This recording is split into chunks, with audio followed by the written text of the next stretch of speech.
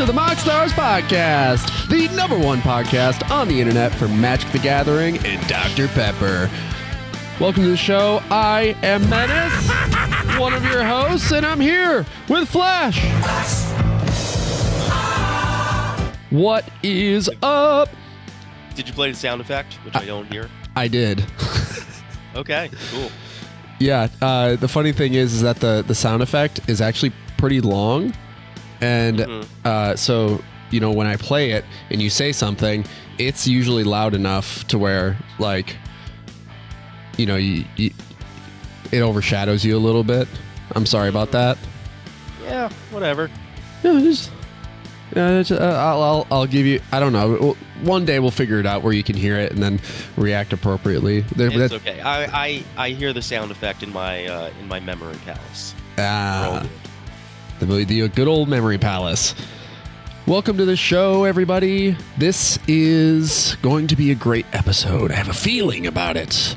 If you'd like to support the show, you can do so by finding us on YouTube, where we have 388 subscribers. So go ahead and hit that like, subscribe, and ring that bell for more notifications. Let's get to 400. And you can also support us on all major podcasting platforms like... what's that really popular one? Beans with an S. Spotify, where you can leave us a comment and engage with us there as well. We're also pretty much everywhere, so you can find us there. Leave us a 5-star review, make us look super duper cool. You can also support us via Patreon by becoming an official Pepperhead for $3 a month. You can gain access to each of our bi-weekly giveaways, which will be happening next episode.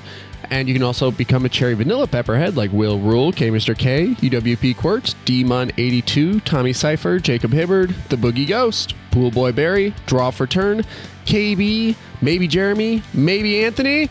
For $5 a month, become a Cherry Vanilla Pepperhead and get 2 entries into each of our bi-weekly giveaways. And you can, the solo, the throne holder, Revenlift, is hanging out in the MoxStars Dr. Pepper Lounge, accumulating those hats. Yeah. Yep. And very much on their way to receiving the 1-of-1 bucket, which still in production. Every month that goes by, another patch is woven, and it is slowly being constructed. I just want to clarify, it's a bucket hat. They're not receiving a bucket. Yeah, you know, I wasn't gonna like put a pail on their head or anything, you know, like. Although, yeah, what about Buckethead, the guitarist? No, I think a bucket is a hat. If you imagine, that it can be. I mean, if you're in your memory palace, anything can be a hat. Anything. I'm looking around the house now. You telling me that my Vitamix blender top can be a hat?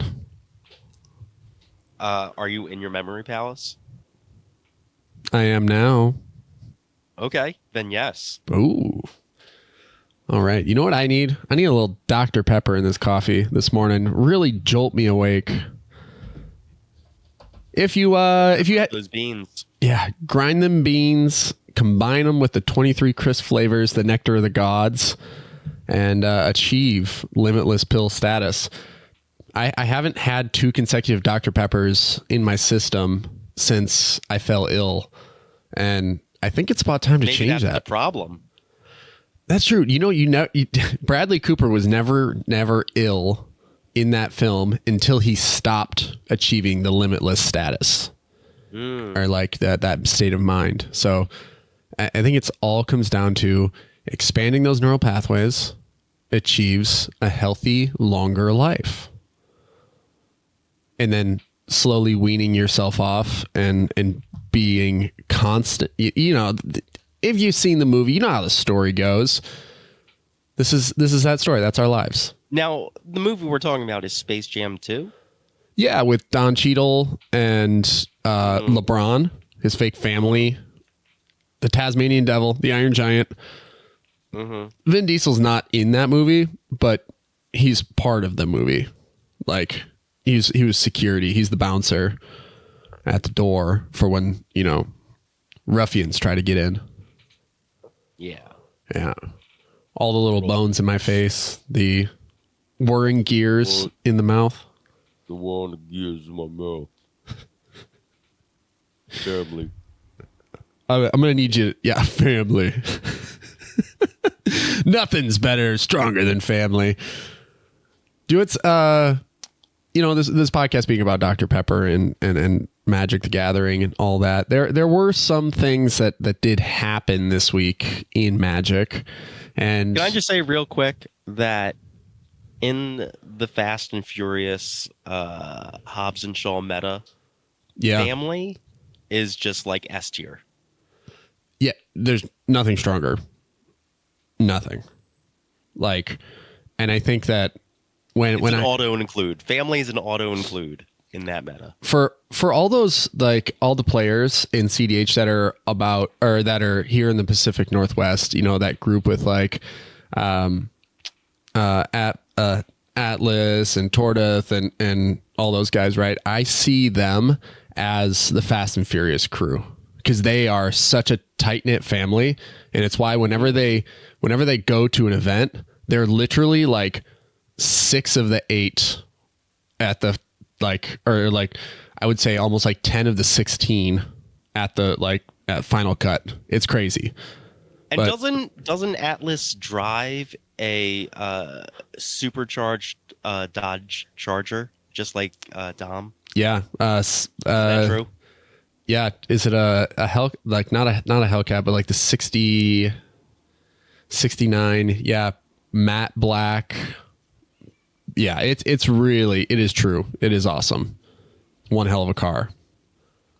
Building the Legend of Atlas. But Wizards of the Coast got some of my money this week, Flash. Oh, really? Yeah, I'm sad about it. Because it was too good of a deal. And if you didn't know, it's hard to know about these things unless you sign up for secret layer alerts like I am, because I like to keep my ear to the ground listening for Buffalo. The Fairest of All foil drop came out. It was on 12/10, so December 10th it dropped, and it is a one-time 2-day window or something. So the vault will have closed by the time you listen to this episode, but it's that whole FOMO, very limited window opportunity that they initially did with Secret Layer, whereas hey, you got to get it now. You have, limited time, blah, blah, blah, blah, blah. But it's an enchantment-based Bant package with one Estrid's Invocation, Steely Resolve, Estrid the Mast, and Tuvasa the Sunlit. So these are some classic enchantment cards. 4 cards, and they have it on a discount for $25. And it's only in foil, no non-foil nonsense. And they all look sort of tarot cards. They're pretty cool. They're on screen now. If you're on YouTube, you can see them there. The Estrid's Invocation, the Steely Resolve. The Estrid the Mast is probably the most confusing one, just because it's a planeswalker that you have to look on the back of the card if you want to see its loyalty abilities. But the artwork is really nice, and the Tuvasa the Sunlit as well, a really nice card, a classic Bant commander that is not necessarily cEDH or anything like that, but definitely has draw a card written on it, so it's a good commander for that reason. Check it out if you.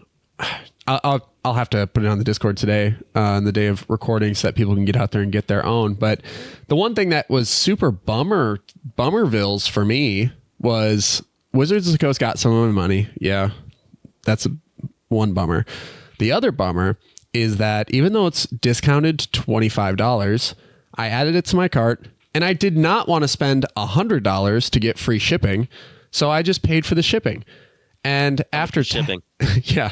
And after tax, the whole thing cost me $40 anyway. So I felt... Should have bought 4 of them. I know. Well, you can't. That's the thing about these Chaos Vault drops. It is 1 per customer. That is it. And so it keeps track of you logged in. Put together a team. You gotta do a heist. All right, Dom Toretto, calm down over there, man. We don't even have an objective yet. Wait. Family. All right. Family. I can. It's almost. It's almost like I can hear the gears in your mouth. All right. Get in the Warren. What's the name of the? Oh no. I mean, I don't know. I started thinking about the series, and then Dwayne The Rock Johnson popped in my head, and that image just wouldn't leave my brain. So, yeah, The Rock's Red One in theaters now. Yes, I haven't seen it yet. I hope it's a good movie. I'm told that it is not, almost unanimously. Heard that. I'm gonna go see. It is a huge, as of this recording, a huge flop. Heard that. I figured the muscular snowmen on the beach would have ruined, would have done it. Mm-hmm. It's probably going to do numbers on streaming, which is kind of what it was made for. But yeah. Yeah. Straight to streaming. Just like straight to VHS back in the day. Today. You know what? That's what happens when you turn your back on family. You go straight to VHS. Straight to VHS. Yeah. You know what? I miss those days going through Walmart and seeing those like huge caged racks full of just like DVDs and VHS, and you just spend time digging through and you see like the double feature Big Daddy Waterboy DVD in there, and you're like, it's $7. I should buy this. These are two really good movies. I mean, I feel like you can still get that feeling at your local 7-Eleven. Doesn't 7-Eleven still have a random display of DVDs? No, not the one near me. I have one right down the street. Yeah, they just have been supplying me with my cough drops lately, and buffalo chicken rollers. Tasty little logs of processed chicken meat. Hey, that's what this podcast is about. Tasty little logs of processed chicken meat. And Dr. Pepper. All right. It's funny that this secret layer is all about enchantments, because today our breakdown is actually pretty much, based around enchantments. Today we are... Or is it? Spoiler for the conversation. How based around enchantments is it? You dirty dog. Based around enchantments could it be? How could it be? But people have decided that not to. But today we're talking about the Master of Keys. Doing a little bit of cEDH breakdown. Flash, I know you hate it when I poke at you and I say, hey, read this card. Do you have Master of Keys in front of you right now? Yeah, it's white, blue, black, X, legendary enchantment creature, horror, flying, 3/3, enchantments in your graveyard are family. They are. That is a new mechanic printed with this card exclusively. If you didn't know what family is when in reference to Magic cards, it means that they can escape from the graveyard. They have plot armor, and that in order to escape them from your graveyard, you must exile 3 other cards and pay its mana cost. That's actually a pretty sweet mechanic. This is, if you haven't seen it yet, there's a secret layer drop that has not been spoiled, but it is a Fast and the Furious Dom Toretto as the Master of Keys, because he has like a ton of cars, and it's just artwork with him with like, it's a keychain. It's got tons of car keys on it. Yeah, I feel like he often hot wires cars or like hacks into cars. It's funny. You never... A lot of the time... Go ahead. He needs a key. Like, I don't think he retrofitted the charger, like, to have like keyless entry. Or like a push to start or anything like that. Mm-hmm. No, that's crazy. I've never seen them once have like never be like, hey, follow me, and then toss a set of keys to like, to Paul Walker and be, even in the early days, maybe in the early days, he like threw some keys at him and he had to catch them like right out of the air, like he caught a fly with chopsticks. Like they don't show car keys. A Dominic Toretto Master of Keys would be so good. Yeah. And fitting. The man does have flying. Mm-hmm. Flying through them streets. The Charger flies through the air. Indeed. Have you seen some of the stuff it's done in the later films? Yeah. Yes. Yeah. They've been in space. It all went all the way to space. Did you hear that they wanted to bring the franchise back to street racing? That's news. Racing. Yeah. I don't know. That's I think they've gone too far. Family can do anything. They can bring it back. But anyway, Master of Keys. Each enchantment card in your graveyard has Family, Escape. The escape cost equal to the card's mana cost plus exile 3 other cards from your graveyard. The Master Keys also enters the battlefield with X +1/+1 counters on it, and you mill twice X cards. So right away, I mean, one of each color, you get a 3/3 flyer that gives your enchantments in your graveyard the Underworld Breach treatment, or the Dom Toretto family treatment, and it feeds the ability to proc that. Yeah, yep. If you decide to pay into X, like boom, it can be mana efficient. As like you can be mana efficient, like, oh, I don't have any more plays, or oh, I have a Fierce Guardianship. I can just feed 5 mana into this now, get 4 cards into my graveyard, and sort of like hope that I hit something.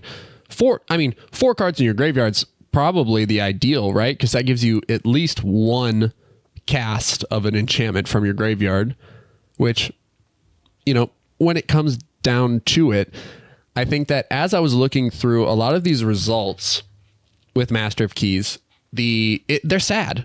It's kind of sad how much conversation this deck has procced, but how poorly it has performed in like nationwide results. So like the top placement, this deck out of all of the tournaments that have existed, like has not finished first once.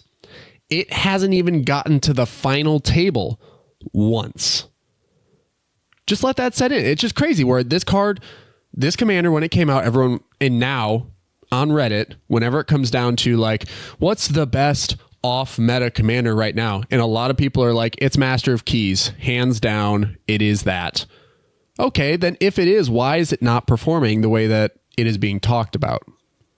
And it's just a little upsetting to like see it have such high regard, but then look at the results and not see anything, but then look even further into the deck lists and notice that while the deck list we're going to be looking at today has some unique cards, it is mostly just Esper pile of good stuff. And it saddens me, man, because like this is a commander that for me, Menace, I really care about enchantments. I love them. This particular creature is an enchantment and it cares about enchantments. So why are we not building? Why is it not a build around? And why are we not like focusing in on, or like using the commander to magnify the power that is possible with it? So that is what, when we go through and we break it down, we'll suggest a few cards, a few mechanics that might help push people, to help this get the, go the distance. But right now it's like this commander, this concept, while the words on the card are sexy because it says the same exact thing as Underworld Breach, except you don't sacrifice it at the end step, even better, which we'll get into. But it's like, there's so much power to be had here. Just lean in. Just lean in. For the love of God. Put some fucking enchantments in the deck. All right. Wow, you're gassed up. Well, yeah, I mean, man, it's like, well, in Esper, yes, you don't have... You hit the Nas. I did. The blue fuel were going through the pipes and it hit the engine, man. It caused an explosion, a turbo fueled induced argument here. The Planeswalker, the sole Planeswalker in this list is Teferi Time Raveler, While it is great, a Grand Abolisher of sorts, each opponent can only cast spells anytime they can cast a sorcery. It also enters with 4 loyalty and +1 until your next turn. You may cast sorceries as though they had flash, and then -3, return up to 1 target artifact, creature, or enchantment to its owner's hand. Draw a card. Now, this is a combo piece with Displacer Kitten, so obviously Displacer Kitten is here in the list for no other purpose. Those two, they just exist here, and this is part of my disgust with Esper good stuff. Is just that those exist. They are going to be there. The effects are good enough, and as long as you have a mana rock, something that goes mana positive or mana neutral, you're going to draw every card in your library. That's what the combo is. You take Teferi out on the battlefield. As long as it's on the battlefield the same time as Displacer Kitten, you return a rock that is mana neutral or mana positive, like Soul Ring, and you play it infinitely using Displacer Kitten to flicker the Teferi, and then you draw a card, resetting its loyalty, blah, blah, blah, blah, blah, pick up everything, and, I guess potentially use Thassa's Oracle to win. Maybe? Question mark? So, that's one of the win cons for the deck, and it's so, I wouldn't say that it's easy to assemble. It is definitely something that is protected. It is hard to interact with, and so it is worthwhile, especially when you are able to use Master of Keys to mid-range your way to the win, where you can use something like Animate Dead or Dance of the Dead to pull the Displacer Kitten out of the graveyard after it's milled or something of the like. But Teferi, if it goes to the grave, there aren't a whole lot of, if you accidentally mill it, there aren't a whole lot of ways to get it back. It's one of those things where it's somewhat fragile, but due to the nature of the commander. So that is the Soul Planeswalker in the list. As we go into creatures, this is where this is a pile of cards. It's a pile of Esper cards, but Esper Sentinel, you need it. It is one of the best card draw engines in white that has ever existed, ever. Drannith Magistrate, auto include. Grand Abolisher here. I'm not so sure this is for me. I'm not so sure this is an auto include for me anymore. Grand Abolisher. Consider me a bad cEDH player, but it is on the chopping block for me sometimes in order to put in the fun, dumb stuff that I want to test, right? And Grand Abolisher, after you've tested the dumb stuff, after you've tested what strategy you want to magnify and the line you want to pursue, cut the other stuff away after you've determined the line and plug the Grand Abolisher back in. Because then, yes, you can set yourself up for protected lines. But while you're practicing, Grand Abolisher, and you go, man, I could have won if I had a Grand Abolisher. Cool. Tech it in after you figured out your lines. So Grand Abolisher is here. You got a lot of hot takes this app. I know, right? I don't know.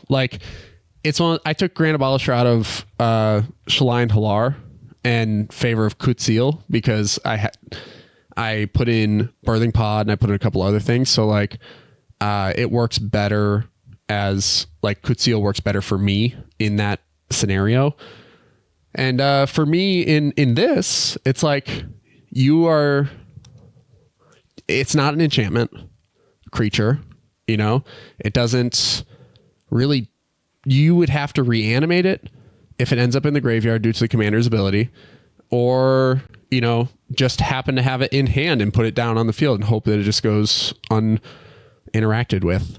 So, or when you put it down, all the sirens go off and people interact with you in that moment. So it's Grand Abolisher has won me as many games as it has also lost me that many games, because when you play the Grand Abolisher and the alarms start going off and people go, here it goes, here comes the win, right? They all interact with the Grand Abolisher and they make sure it doesn't land.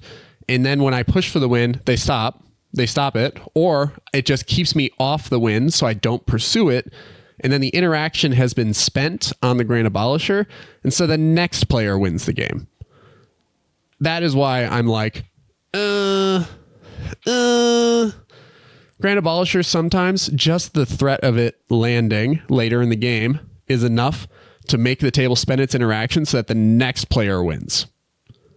And it can provoke, I don't know. Yeah, it just provokes a level of attention that I don't think is always warranted. Like, you got to play it at the right time, sure. But yeah, anyway, hot takes galore today's episode. Next creature is Ledger Shredder. I think this is perfect for the deck. It allows you to basically loot every time someone casts their second spell. Yes. Right? Absolutely. That makes you happy.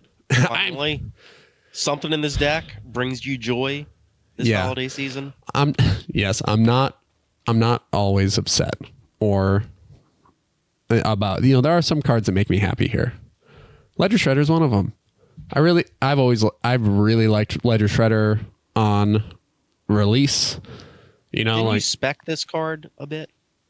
Yeah, I mean, when it came out and they were pre-selling for like $7 a piece, I bought like 8 of them, and then they were like $30 for a long time, and so I just sold them all. They were the borderless foils from New Capenna is what I bought for $7 a piece, and man, best investment ever. Not ever. I have some pretty good investment stories. But those are the stories that you tell your kids when you get older.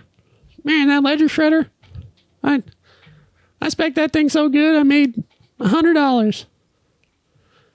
You're gonna tell your kids about specking Ledger Shredder? Probably. Okay. I don't know, or that or Finale of Devastation. That's my most successful one. All right. Leonin Relic Warder. This is a combo piece, just as Abdel Adrian is, with Anime Dead effects, where it comes in, you exile target artifact or enchantment, and it creates an infinite loop of death triggers and or ETB triggers. So this is the basis of an old deck called Razzacats, where the Cat Cleric here, Leonin Relic Warder, and Animate Dead would allow you to basically drain the table for infinite life, and you'd win the game right there. That was an old Abzan strategy, and so now we're seeing it a little bit here in Esper. I don't know, this is the highest placing deck that we've seen, the most unique build that has been seen yet. I don't know how successful this is, if it's dead. Some of the time or whatever, but it does just straight up exile target artifact or enchantment until it leaves. So it might just be good at getting rid of like a Ristic Study. It's one of those things. It doesn't say exile target artifact or enchantment that you control. So it's cool that it can actually get rid of some card advantage engines on the field until you're ready to go for your win. And then you can get rid of it and reanimate it and get this loop going. Lotho is here. Great card. Great Esper, good pile stuff. Orcish Bowmasters as well. Another really good card. Malevolent Hermit. This is a choice by the pilot. They must really like this card. It's not bad. And it plays from the graveyard as well. So I think it feeds into that Master of Keys strategy where you can throw it into the graveyard and then use the disturb mechanic, cast it from your graveyard, and the non-creature spells you control can't be countered. So a bit of a stacks piece. I like it a lot. It's a good card here. Thassa's Oracle for the win. Luris, another card that interacts with the commander, you would hope. Can cast things like Animate Dead, Dance of the Dead, all that good stuff. Opposition Agent for stacks. Ranger Captain because it's good pile stuff. Auriok Salvagers. This is infinite mana with Lion's Eye Diamond from your graveyard. So yeah, it's 1 and a white, return target artifact card with converted mana cost 1 or less from your graveyard to your hand. It's a 4 mana creature, so it is quite an investment, but if you have the stars align and you mill Animate Dead and some of those things to your graveyard, and Auriok Salvagers is there with the Lion's Eye Diamond, it doesn't matter if you have a hand. because you are going to cast Master of Keys for infinite mana, basically mill your entire library, and then you have access to it. So I don't mind this. This is on a similar level as Displacer Kitten into Fairy. It still requires like 2 cards to come at the right time in order for it to like do its thing. And you also also has to be at the point where nobody can really interact with you. And then Displacer Kitten here and Abdel Adrian Gorian's Ward. I still can't believe this is an uncommon from Baldur's Gate, but Abdel Adrian, 5 mana human warrior. It's a 4/4 that when it enters the battlefield, exile any number of other non-land permanents you control until it leaves the battlefield. Create a 1/1 white soldier creature token for each permanent exiled this way. So you reanimate it, and then it exiles the enchantment that you use. So Animate Dead, Dance of the Dead. Use the ability to exile the enchantment that you use to animate it, and then it leaves. Abdel Adrian leaves. It comes back. You reanimate the Abdel Adrian. It comes back. You exile the enchantment, and then you create an infinite number of 1/1s and ETB triggers and death triggers all at the same time. So, or all in one process. And I think this is like the top end combo for all of these Master of Keys decks that has been seen. And if I were to, when I do put together the Menace brand Master of Keys Dom Toretto deck, like it'll probably be my top end too. Like there are a lot of 2-card combos in this list that are viable for this list. And I think that it's just like finding which one you want to pursue the most aggressively. That'll lead to the most success. And I think that is what a lot of these decks are doing, is pursuing the Abdel Adrian line. All right. Flash, you like Abdel Adrian lines? I do. I play them sometimes. It's not bad. Not bad at all. Yeah, I mean, if you're in Orzhov, like specifically those 2 colors, it's one of the viable lines. Right. Especially if you're already doing reanimation stuff. So yeah. Sorceries, this is pretty bare, and I think for good reason. Imperial Seal, this just sets you up. Demonic Tutor, get it to hand. Svine's Reclamation. There aren't any, like, you could play Intuition lines here, and Intuition is in this deck. And then Beseech Mirror. So Beseech Mirror has Bargain, which I really, really, really like. I really like Bargain, and I wish there were more Bargain cards. Hopefully someday in a supplementary set they will. Yeah, have they spoken of whether that is limited to that set, or it's a mechanic that could be picked up in, say, Modern Horizons 4? Or I mean, it'd be sick if it was, because I mean right now it is limited to Wilds of Eldraine, but and Beseech Mirror being the most popular and the most powerful version of this. Yeah, but there's just not anything like mechanically or just like in terms of its vibes that would limit it to just that set. Because like I mean, I agree. Yeah, like it Bargain for the uninitiated is you may sacrifice an artifact, enchantment, or token as you cast this spell. So it's very much this like window. Outside that set, that maybe it is limited to black mana, because that's like the conceptually what black mana tends to do. This one is limited to. They had cards in only Esper it was all 5 colors, but most of them came through black, blue, and white. Okay. So yeah. I just have it here focused on Esper, but Beseech Mirror is, like I said, the most popular one, the one that is sought after the most.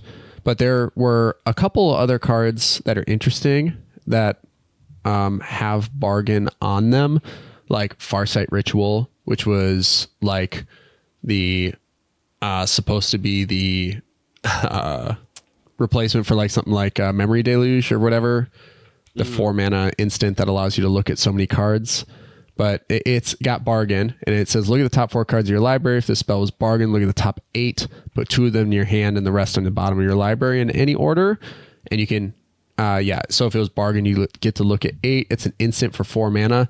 I don't think this is viable in cEDH. This is definitely a standard card, but it is interesting, the bargain mechanic, for the reason of this conversation, is because with your commander, there are a lot of enchantments that are powerful that, well, for very specific reasons, like Necropotence, like this deck is not on. There are no, like, Necropotence is not here because it exiles cards that go to your graveyard.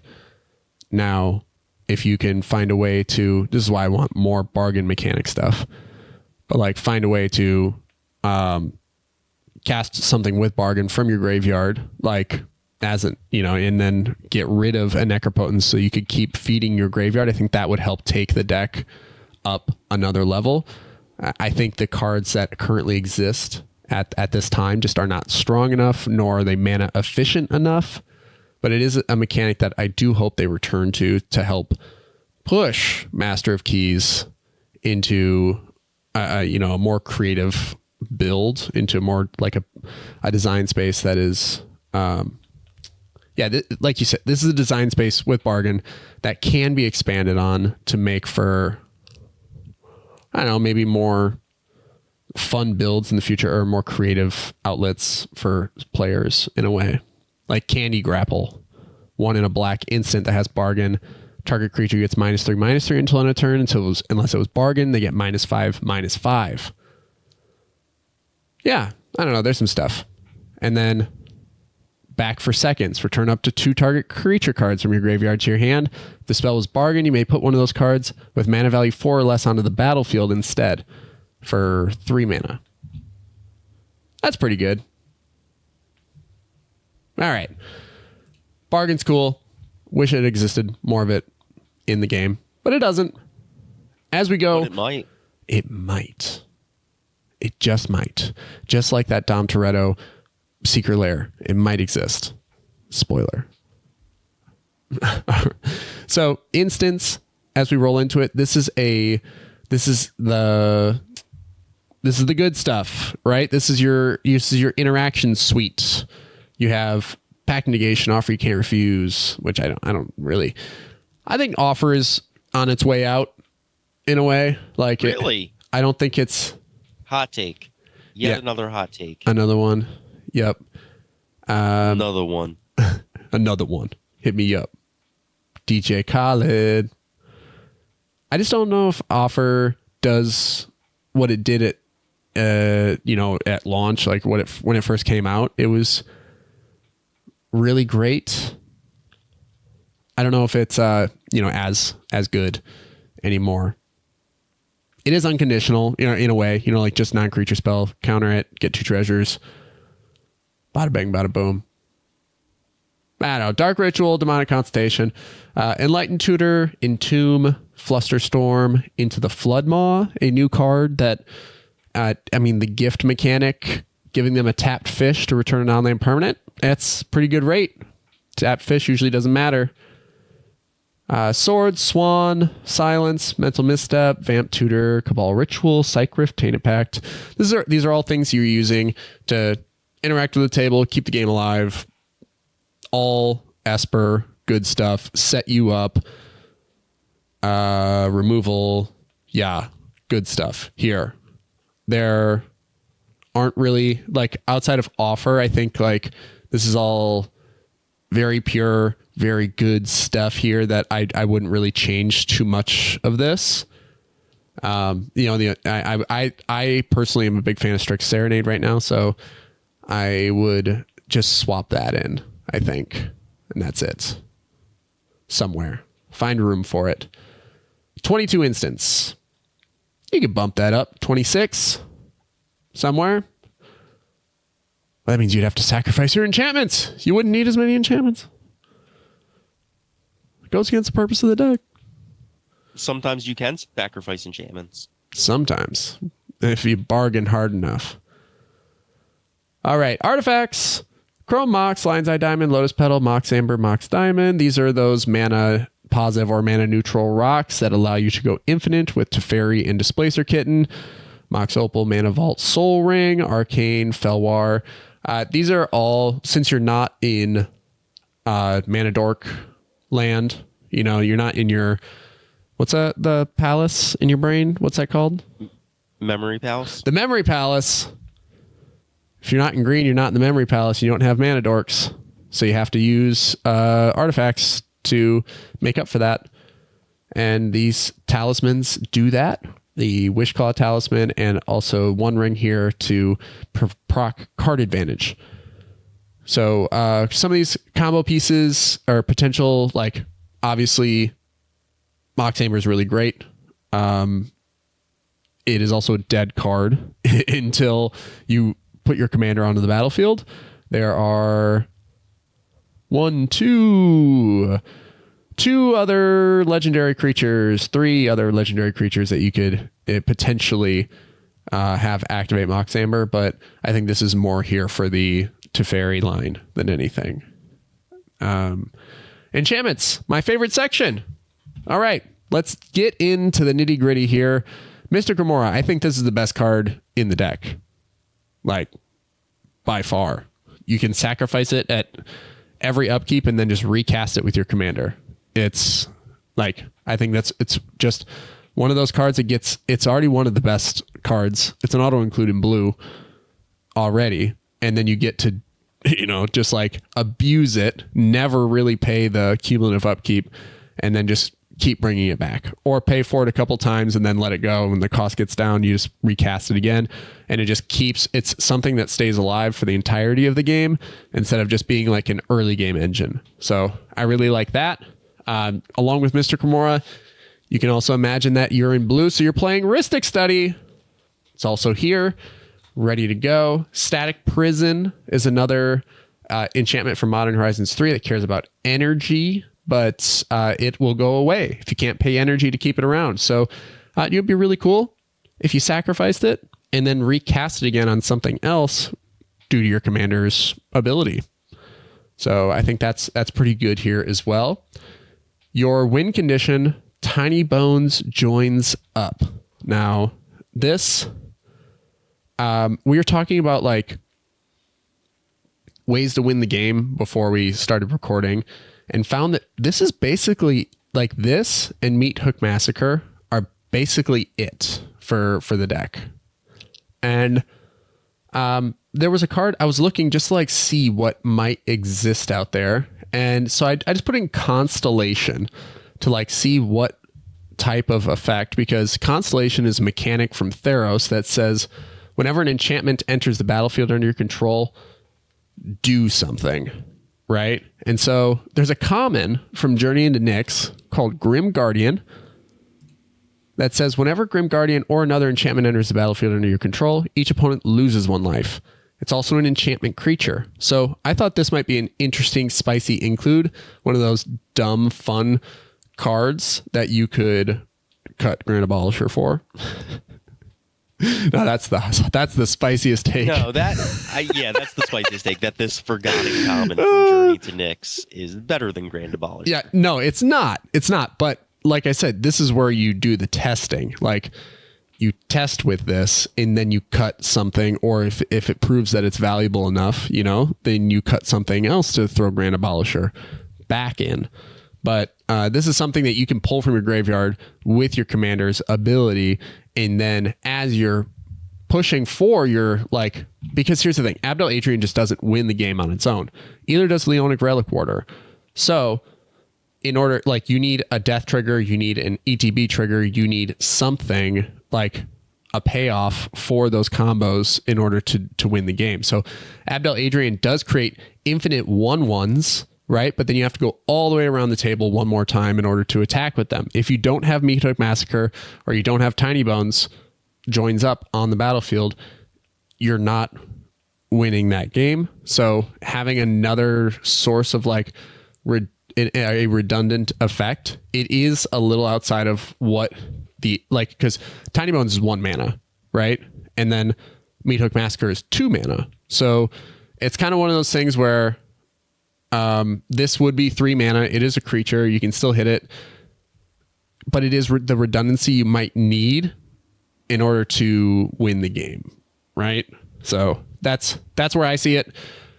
It could be one of those, like I said, fun, dumb things. Test it out. Give it a shot. Who knows? Might be in the Menace build. But in Grand Abolisher would be missing.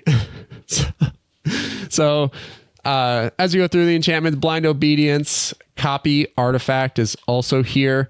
I like this. This is just one of those really great things since One Ring is everywhere. You can just, for 2 mana from your graveyard, copy a One Ring, give yourself card advantage. This would also proc the One Ring protection since you are technically casting the copy artifact. So it's one of those, like, I remember when I was playing Zakama back in the day, someone cast a Cursed Mirror and had it enter as Zakama, and they just untapped all their lands and, in response to the untap trigger. So that's my experience with casting ETB effects, stuff like that. Yeah. Get that One Ring trigger, baby. All right. Dance of the Dead here. This is one of your 2 reanimation spells along with Animate Dead. Dress Down. Now this I love. I've always been a big fan of Dress Down. It, for 1 and a blue, you have an enchantment with Flash. Hey.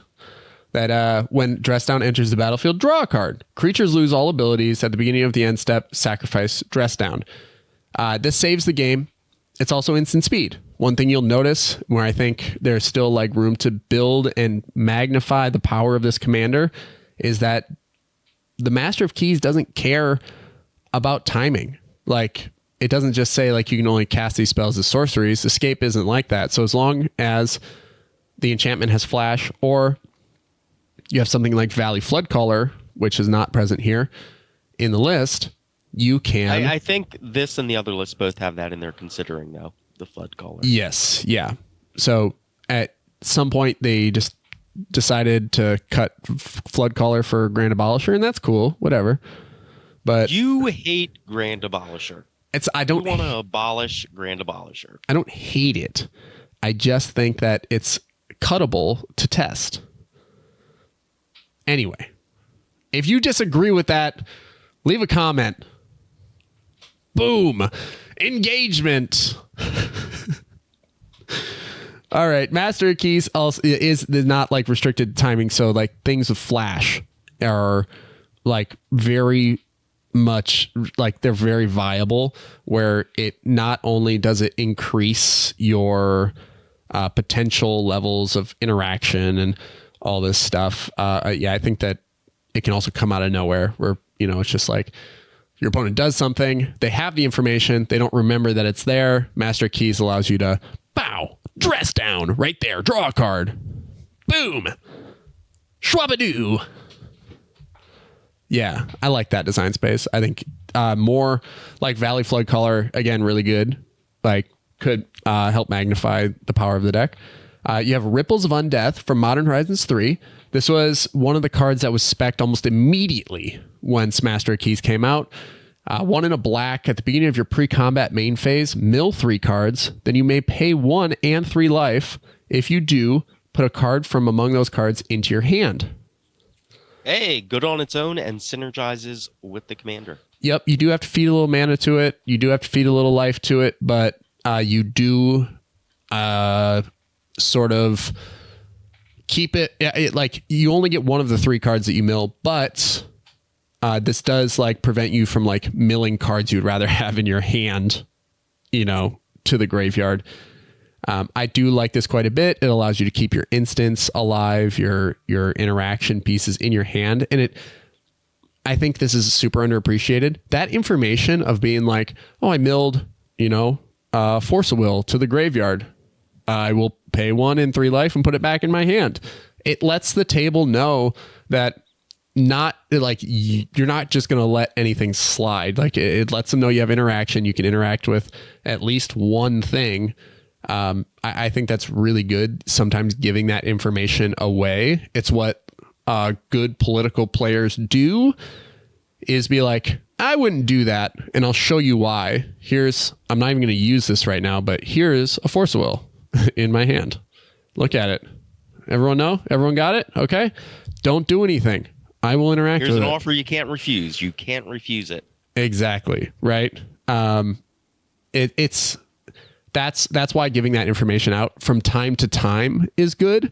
It's why other players having information in regards to what is happening around the game isn't always the worst in your worst interest. You can sometimes I've seen players keep their hands low, to like not say like, hey, look at my hand, but they are putting their hand lower than normal to give information away. So we have Steel Enchantment. I think this is also really, this is one of those cards where it is conditional. It doesn't have flash.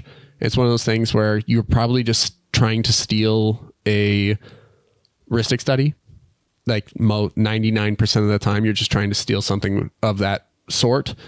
You have Meat Hook Massacre here, which is not necessarily recastable because it's really hard to get rid of enchantments once you play them, but you can still pay the X like from the graveyard with the Master of Keys. So that's another thing that I think is really good about this is that it's your win condition, and it can also be a board wipe that you cast from the graveyard, or a toxic deluge of sorts. Mirror Maid, another. This is a copy effect for 3 mana from the graveyard that enables with your commander. I'm not sure how relevant it is at all times, but it's a good card. It's a good card. Hey, it's the One Ring. Potentially. That does give you proc that protection. So, yeah, it helps you reset the One Ring too if it's in danger of threatening your life. Yeah, Necromancy. This is another enchantment reanimation effect that can combo with Abdel Adrian. Pretty good there.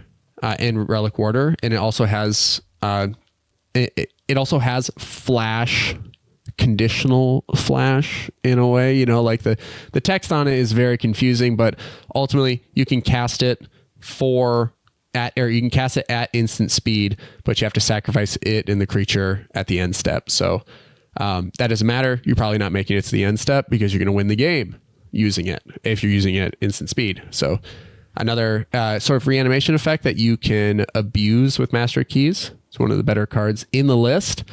Now, my favorite card in this, the most creative build we've seen yet for Master of Keys that has placed the best, is Out of the Tombs.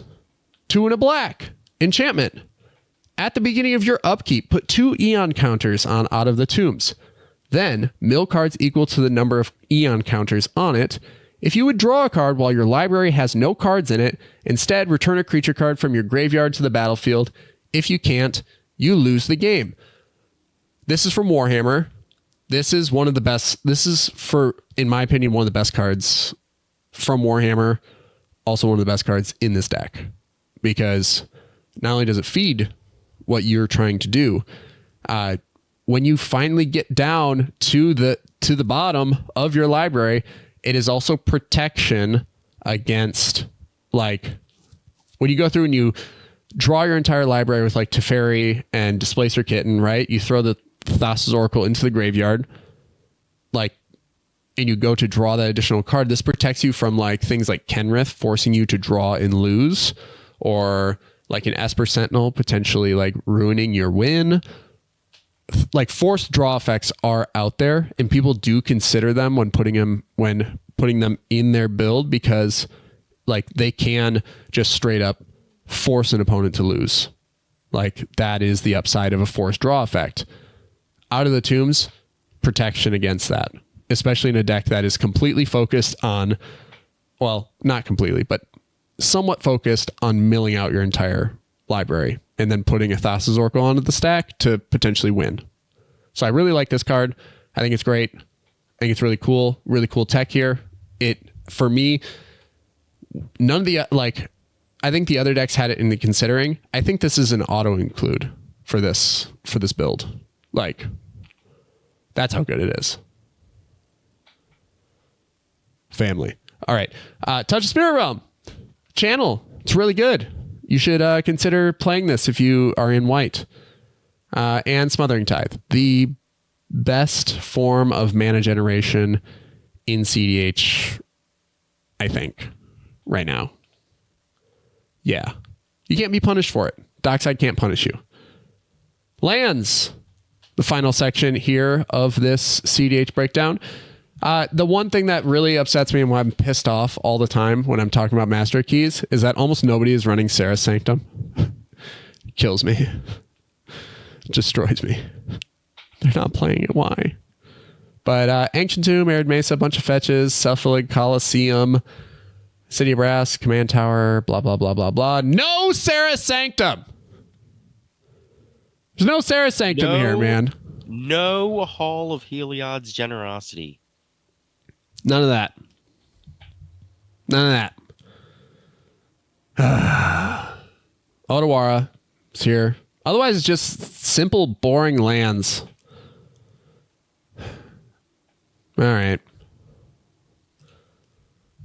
That kills me a little bit inside.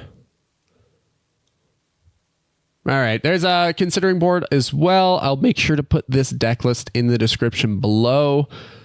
Flash, any final thoughts on the Master of Keys outside of it, outside of the Dom Toretto Secret Lair alternate art that we're going to get in the near future?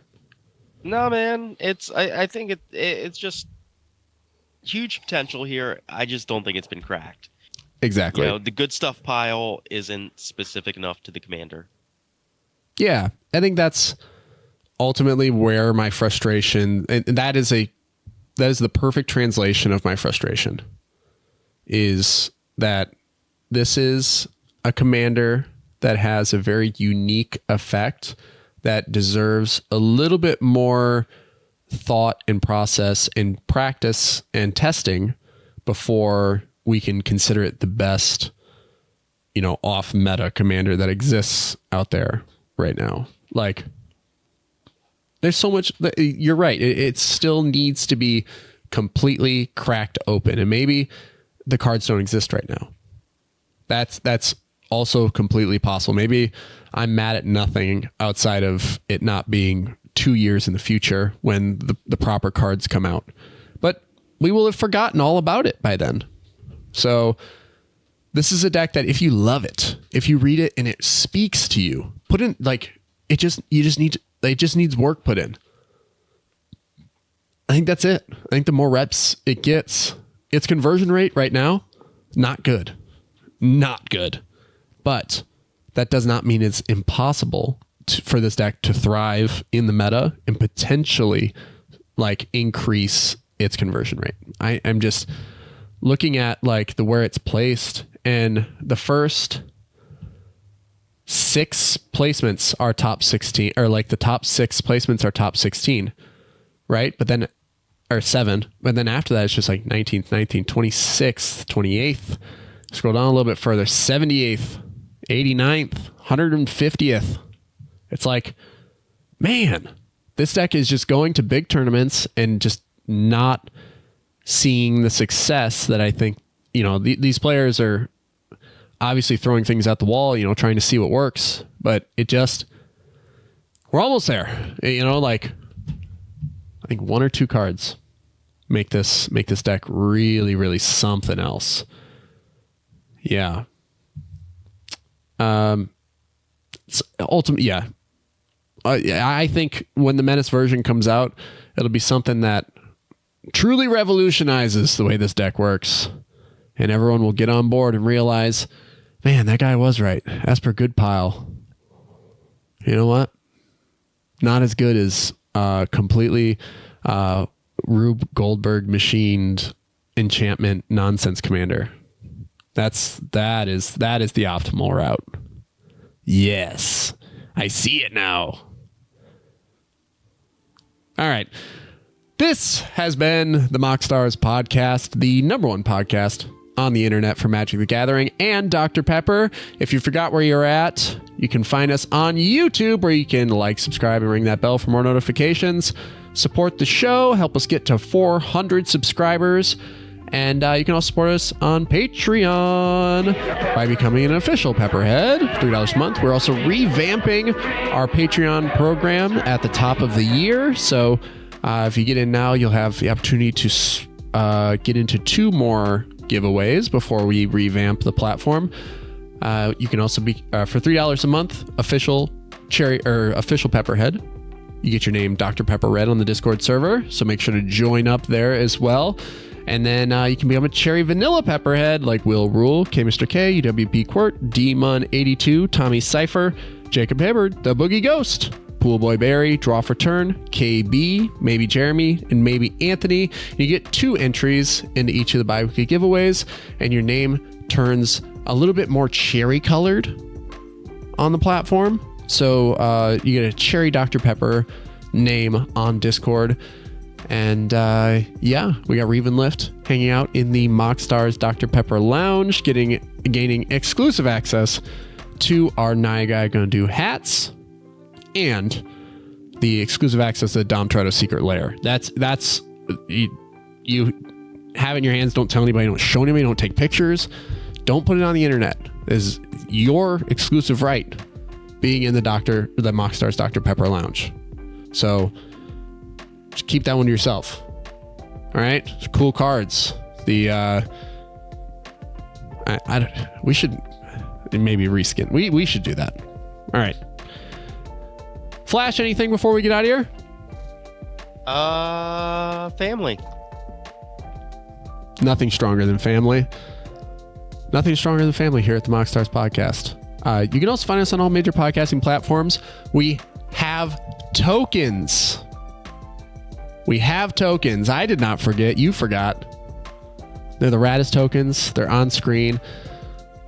They're super cool by our buddy Death Milk Designs out there, just doing some of the craziest, wackiest, most unique AI art on the market. We're really grateful for the work he put in, making these tokens the most badass, and they look even better in person. So if you'd like a set, join the Discord server, reach out to Menace there, and we'll get some in your hands. All right. This has been the MoxStars podcast. Thank you so much for listening, and don't forget to support the show. We love you. Bye. Bye.